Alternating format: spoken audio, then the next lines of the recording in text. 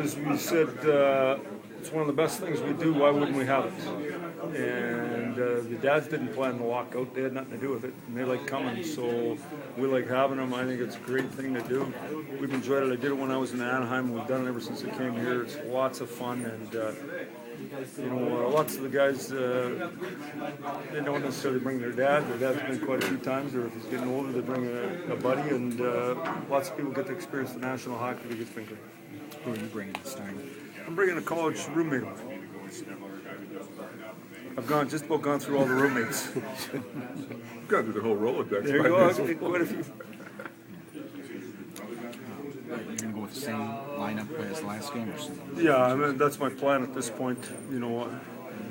Subject to change always in case someone gets hurt in between now and then, but that's our plan. And last game we thought we self-destructed a little bit in our second period, and our lack of control offensively with the puck in the neutral zone led to us ending up losing the hockey game or losing in overtime. I mean, it's still a good point. And Anaheim's playing real well and with real good pace relative to they have in the last couple of years, so it'll be a real test.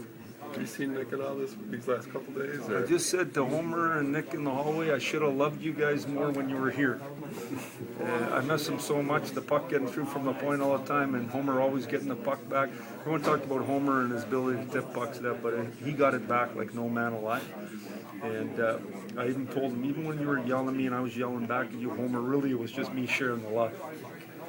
But he says he's a little overweight, he can't come back.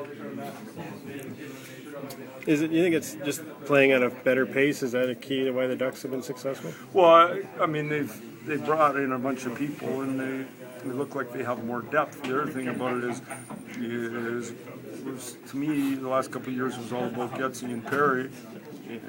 Ran a little bit, but now they seem to have, like when Koivu's playing on your third line with Cogliano and Winnick, you got a real good third line. And when you look at the numbers, I think Koivu's got 14 points or something like that. When your third line center's got 14 points, life's good.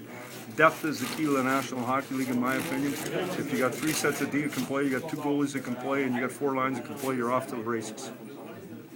Just talk about Kendall ever since he's been back in the lineup. Are you seeing the things from him that you want to see? Well, I didn't like last game, but prior to that, I think he's going in the right direction. The biggest thing for him, it's real simple. It's not skill, it's competition.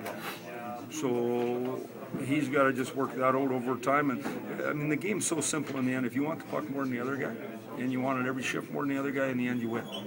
It's that simple for a game. The competitive people in our lineup are great players. They're everydayers. And the guys that aren't quite as competitive, they're hit and miss. In this business and in any business, the more competitive we are, the better chance you have to be successful. Hey, Mike, has Quincy settled down too a little bit? It seemed like in his first few games maybe he was trying to do too much or something. Right, I think when you perceive yourself as a good player and it's not going good, you tend to press. You just got to relax and play. I thought it was going the right way for him as well. Last game wasn't pretty, but I can say that about quite a few teams. See you guys tonight.